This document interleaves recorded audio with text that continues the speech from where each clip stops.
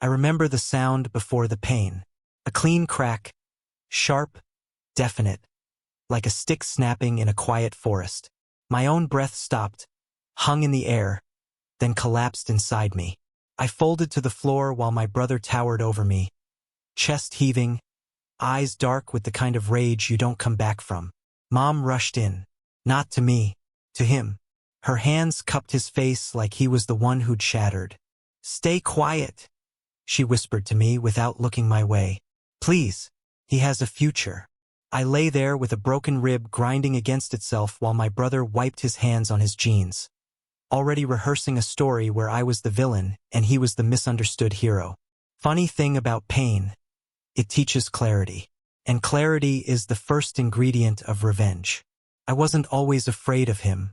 Once, he was just my older brother, the one who biked me to school, who taught me how to skip stones, who made me believe we were on the same team. Back then his laughter shook the whole house, and I mistook volume for warmth. But love is a poor historian. It records the good loudly, and whispers the warnings in a language you only learn after it's too late. The shift began small. A shove too hard during a joke. A punch to the arm he claimed was playful. A threat murmured like a test. I told myself he was stressed, angry, confused. I told myself Mom was right, he just needed time. 1 bruise, then 3. Then I stopped counting. The night he broke my ribs wasn't an accident. It was the first time he realized he could almost kill me and walk away with a clean record because the family would bleach the truth for him. But he made one mistake. He assumed I'd bleed quietly. At the hospital, I tried to stand straight, tried to breathe evenly, tried to pretend the ache wasn't radiating like heat from a furnace inside my chest. Dr. Hale didn't buy a second of it. She narrowed her eyes the moment she lifted my shirt. Purpling fingerprints, the half-moon mark of a boot, the kind of bruises that don't come from slipping downstairs. "You're safe now," she said, calm, certain, deadly in a way my brother had never learned to be. Then she picked up the phone. That moment, that call, was my turning point. The sound of the dial tone was the first crack in the cage my family built around him. They'd spent years polishing his reputation.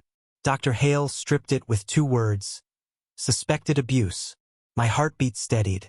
Not from safety, from purpose. While he slept soundly after attacking me, I mapped my revenge like a crime scene analyst. I didn't scream or cry.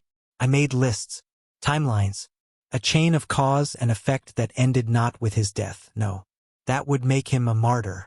I wanted him conscious when everything he'd hidden behind fell away. Step 1. Documentation. Photos, medical reports, Dr. Hale's detailed notes, dates, injuries, inconsistencies. Facts are sharp. They cut clean. Step 2. Patterns. I dug through old messages, old threats, old apologies that read like recycled script. His ex-girlfriend had blocked him for a reason. I found her. She hesitated at first. Fear is a bruise that lasts longer than the body, but eventually she talked. Step 3. Allies. People who had watched my family cover for him. A neighbor who'd heard the shouting. A coach who'd seen me limping. They all had stories they never told. I just gave them permission to tell them now. Step 4. The trap. Family dinner. His favorite arena. He walked in smug, like he owned the air. Mom fluttered around him like a shield. Dad stayed quiet, he always did. I waited until he sat across from me, until he lifted his fork, until the illusion of control felt real to him. Then I slid the thick envelope across the table. He frowned. "What's this supposed to be?" "Your future," I said. He opened it. Photos spilled out. My bruises, my scans, Dr. Hale's report. Then the printed statements, his ex, the neighbor, the coach. Last, the police case number. He looked up, confused, then terrified. It was the first honest expression he'd shown in years. Mom reached for the papers with trembling hands. "Why would you do this to him?" I didn't blink. I didn't do anything to him. I just stopped protecting him. My brother pushed back his chair, ready to storm out, to deny, to twist. He'd perfected that routine. But he didn't get the chance. Because that's when the knock came. 3 slow, deliberate taps. Dad opened the door. 2 officers stood there. Not dramatic, not rushed. Just resolute. Officers don't move fast when the evidence is airtight. My brother froze. "Is he in?" one of them asked. Mom tried to speak, but shock stole her breath. I answered for the family. For the truth we buried so long our hands had soil under the nails. "He's inside," I said. They cuffed him gently.